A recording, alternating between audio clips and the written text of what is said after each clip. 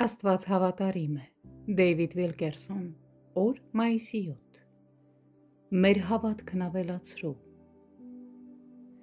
Մարկոսի ավետարանի 4-րդ գլխում պատմվում է Տեր Հիսուսի և նրա աշակերտների մասին,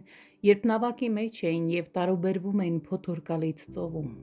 Եկեք նորովի նայենք այդ հատվածին, երբ արդեն Քրիստոսը հանդարտեցրել էր ալիքները մեկ հրամանով։ Եվ այսպես նա դիմում է իր աշակերտներին և հարցնում նրանց. «Ինչպես հավատք չունեք»։ Մարկոս 4-րդ գլուխ 40-րդ խոսք։ Դուք կարող եք մտածել, որ դա կոպիտ է հնչում։ Դա շատ մարդկային էր վախենալ նման փոթորկի ժամանակ, սակայն Տեր Հիսուսը նրանց չի հանդիմանում այս պատճառով, փոխարենը նա նրանց ասում էր. «Այնքան ժամանակ, որքան ինձ հետ եք եղել, դուք դեռ չգիտեք, թե ով եմ ես։ Ինչպես է հնարավոր, որ այդքան երկար ժամանակ ինձ հետ եք եղել և ինձ մոտիկից չեք ճանաչում»։ Աշակերտները իսկապես զարմացած էին Տեր Հիսուսի գործածը զարմանալի հրաշքից։ Նրանք մեծ վախով վախեցան և իրար ասում էին. «Սա ո՞վ է արդյոք, որ քամին, ծովն հնազանդվում են սրան»։ Արդյոք հնարավոր է պատկերացնել։ Հիսուսի աշակերտները չէին ճանաչում նրան։ Նա անձամբ կանչեց նրանց յուրաքանչյուրին հետևել իրեն, և նրանք ծառայեցին իր կողքին գտնվող բազմությանը, սակայն նրանք դեռ չգիտեին, թե իրականում ով է իրենց Տերը։ Ցավոք, նույնն է նաև այսօր։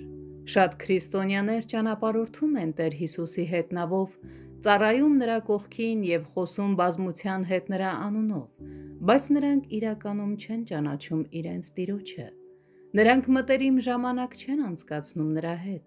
Նրանք երբեք լուր չեն նստում նրա ներկայության մեջ, բացելով իրենց սրտերը նրա առջև և սպասել ու լսել, հասկանալու համար, թե ինչ է նա ուզում ասել իրենց։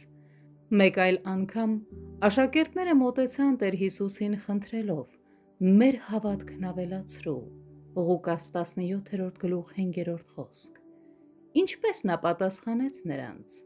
«Գոտիդ կապիր, ինձ ծառայիր, մինչև որ ուտեմ և խմեմ»։ Խոսք 8-րդ։ Տեր Հիսուսը ըստ էության ասում էր. «Հագեք համբերության զգեստը, ապա նստեք ինձ հետ, բացեք ձեր սիրտը և սովորեք ինձնից»։